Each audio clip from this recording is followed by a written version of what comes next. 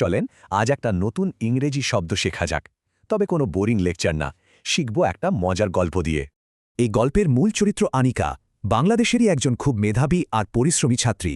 আনিকা বিজ্ঞান পড়তে খুব ভালোবাসে, আর তার স্বপ্নটা অনেক বড়, সে একদিন বিজ্ঞানী হবে। সম্প্রতি তার একটা স্বপ্ন সত্যি হয়েছে, সে স্কুলের সবচেয়ে সেরা সায়েন্স ক্লাবে যোগ দেওয়ার সুযোগ পেয়েছে। তো নতুন সব সদস্যদের বরণ করে নিতে ক্লাব একটা বিশেষ অনুষ্ঠানের আয়োজন করে। সেই অনুষ্ঠানে আনিকাকে স্টেজে ডাকা হলো এবং আনুষ্ঠানিকভাবে তাকে ক্লাবের সদস্য হিসেবে বরণ করা হলো। এই যে কাউকে একটা দলে আনুষ্ঠানিকভাবে বরণ করে নেয়া, ইংরেজি থেকেই বলে টু ইন্ডাক্ট।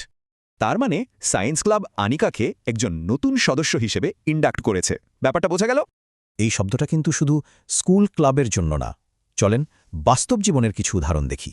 এখানে দেখুন, একটা কোম্পানি তাদের নতুন কর্মকর্তাদের আনুষ্ঠানিক বরণ করে নিচ্ছে, অনেকটা আনিকার মতোই, তাই না?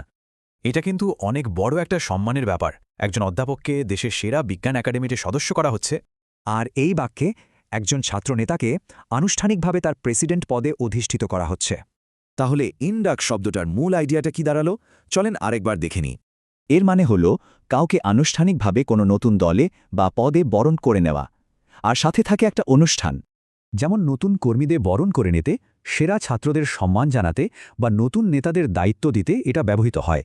তার মানে মনে রাখতে হবে, ইন্ডাক্ট একটা বেশ ফর্মাল আর পজিটিভ শব্দ। এটা একটা বিশেষ অভ্যর্থনা বোঝায়। আচ্ছা, এবার একটা প্রশ্ন। একটা স্পোর্টস টিমের নতুন ক্যাপ্টেনকে কিভাবে ইন্ডাক্ট করা যেতে পারে? একটু ভেবে দেখুন তো।